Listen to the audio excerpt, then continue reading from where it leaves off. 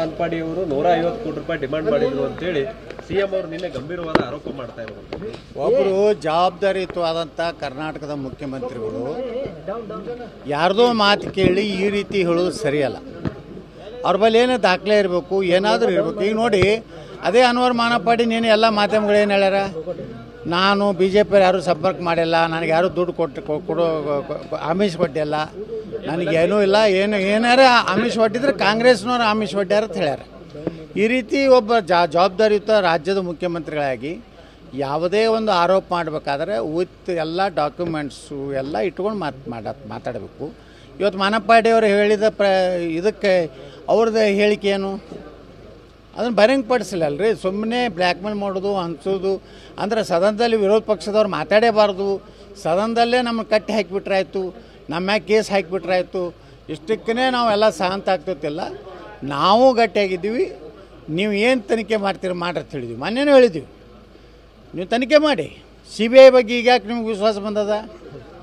ಇದೇ CBI ED ಏನು ಹತ್ತಿದ್ರಿ, BJP ಕೈ ಚೀಲ ಹತ್ತಿದ್ರಿ, BJP ಏಜೆಂಟ್ ಹತ್ತಿದ್ರಿ. ಈಗ ಒಮ್ಮೆ ನಿಮ್ಗೆ ಹೆಂಗೆ ವಿಶ್ವಾಸಾರ್ಹತೆ CBI ಬತ್ತು?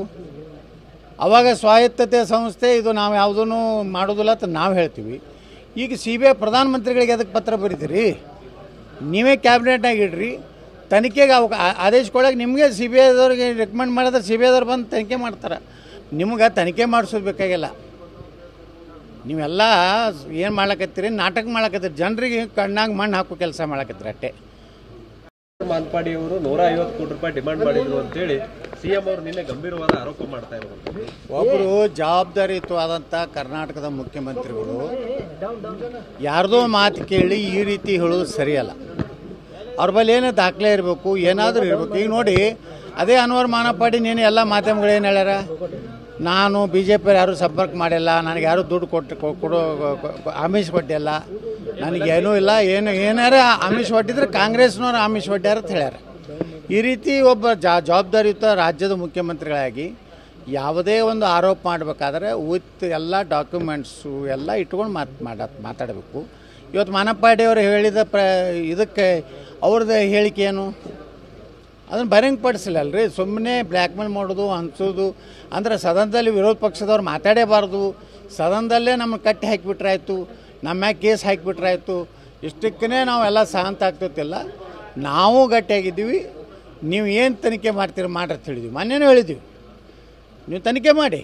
CBI ಬಗ್ಗೆ ಈಗ ಯಾಕೆ ನಿಮ್ಗೆ ವಿಶ್ವಾಸ ಬಂದದ? ಇದೇ CBI ED ಏನು ಹತ್ತಿದ್ರಿ, BJP ಕೈ ಚೀಲ ಹತ್ತಿದ್ರಿ, BJP ಏಜೆಂಟ್ ಹತ್ತಿದ್ರಿ. ಈಗ ಒಮ್ಮೆ ನಿಮ್ಗೆ ಹೆಂಗೆ ವಿಶ್ವಾಸಾರ್ಹತೆ CBI ಬತ್ತು? ಅವಾಗ ಸ್ವಾಯತ್ತತೆ ಸಂಸ್ಥೆ ಇದು, ನಾವು ಯಾವುದೂ ಮಾಡೋದಿಲ್ಲ ಅಂತ ನಾವು ಹೇಳ್ತೀವಿ. ಈಗ CBI ಪ್ರಧಾನಮಂತ್ರಿಗಳಿಗೆ ಅದಕ್ಕೆ ಪತ್ರ ಬರೀತೀರಿ?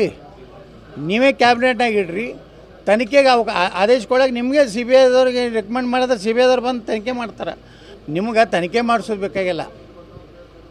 ನೀವೆಲ್ಲ ಏನು ಮಾಡ್ಲಕತ್ತೀರಿ, ನಾಟಕ ಮಾಡ್ಲಕತ್ತೀರಿ, ಜನರಿಗೆ ಕಣ್ಣಾಗ ಮಣ್ಣು ಹಾಕೋ ಕೆಲಸ ಮಾಡ್ಲಕತ್ತೀರಿ ಅಷ್ಟೇ.